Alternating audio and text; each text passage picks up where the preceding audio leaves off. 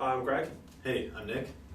We're two avid podcast listeners at LCI, and we thought we'd have a quick chat about how and when we consume podcasts and the future as well with the new metrics that are coming out. Yeah. So, Nick, when and where do you listen to podcasts?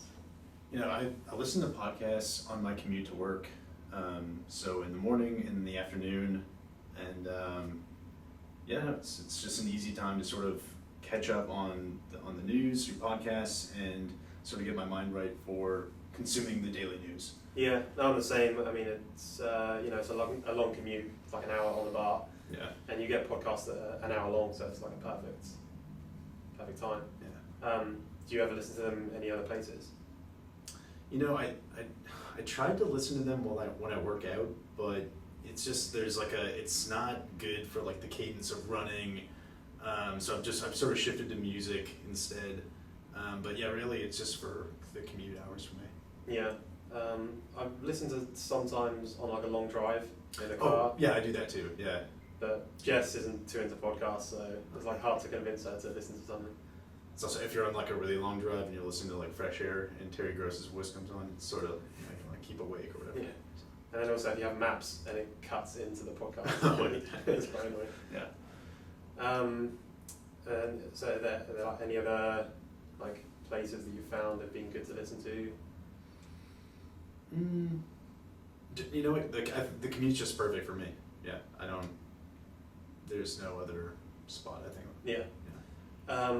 What about like episodes? So you subscribe to certain podcasts. Do you like download every single episode, or do you just pick and choose as they come along?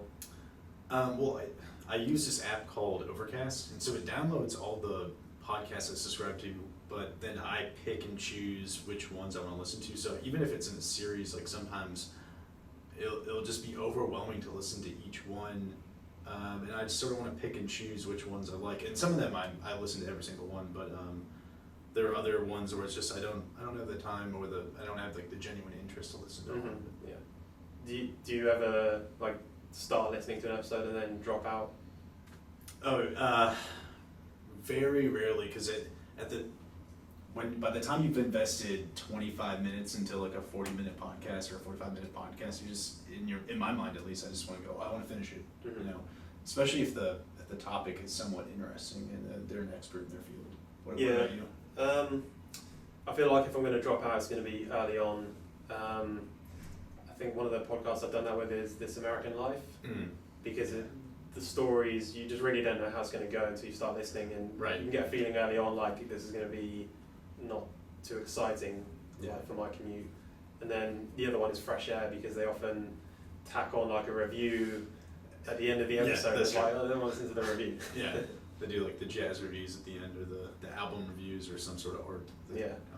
But other than that, I pretty much listen all the way through to every episode. Yeah. And then finally, advertising. Do you skip ads? Do you listen to them, or like, what's your ratio of how often you skip? I hate to admit this, but I do skip, but it wouldn't be the equivalent of like a TV skip.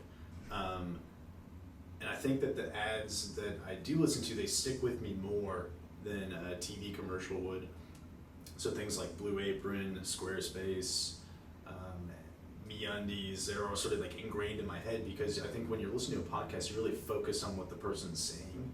And so when they introduce a product or an advertisement, it sort of sticks with you better than a TV advertisement, because you sort of put it on mute and do whatever. Mm-hmm. I know with my app, so I have a Android, and I use an app called I think the Podcast Addict, and the skip button is like it skips 10 or 15 seconds at a time, which is usually the length of an advert. Oh, so it's like if I hear one coming, it's the perfect time. Yeah, just ding ding.